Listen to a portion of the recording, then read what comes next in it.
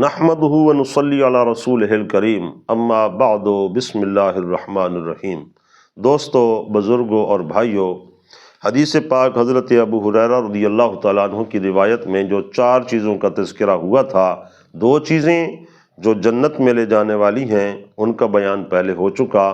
اب دوسری 2 چیزیں جن کے متعلق اللہ کے نبی صلی اللہ علیہ وسلم نے ارشاد فرمایا کہ یہ 2 چیزیں ایسی ہیں جس آدمی نے ان کو اپنا لیا تو وہ یقیناً جہنم میں لے جانے والی ہیں۔ اتدرون، حدیث پاک کے اگلے لفظ ہیں، اتدرون ما اکثر ما يدخل الناس النار، کیا جانتے ہو کہ برے اعمال تقریباً سب کے سب یقیناً جو ہیں وہ جہنم کا باعث بنتے ہیں۔ اللہ تعالی ہم سب کی ان سے حفاظت فرمائے۔ لیکن فرمایا کہ ان برے اعمال میں سے 2 چیزیں ایسی ہیں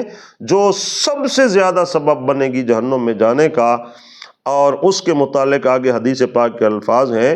الفم والفرج۔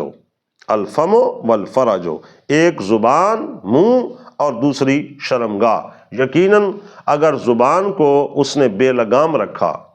اور نہیں غور کیا کہ سچ بول رہا ہوں یا جھوٹ بول رہا ہوں، کسی کی دل آزاری کر رہا ہوں، کسی کے ساتھ ظلم کر رہا ہوں، کسی کے حق میں خلاف بات کر رہا ہوں، ناحق بول رہا ہوں، یا اسی طرح شرمگاہ کی حفاظت نہیں کی ہے کہ اس کو کہاں استعمال کرنا جائز ہے اپنی منکوحہ کے ساتھ، اور اس کے علاوہ بھی مرد ہے یا عورت ہے، اگر اس نے ان 2 چیزوں کی حفاظت نہیں کی، اپنی زبان کی اور اپنی شرمگاہ کی، تو یقیناً یہ حضور نے فرمایا سب سے زیادہ یہ چیزیں جہنم میں لے جانے والی ہیں۔ اور یقیناً ایسا نظر آتا ہے کہ اگر کہیں اللہ نہ کرے ایسا وبال اٹھتا ہے کہ جس کی زبان محفوظ نہیں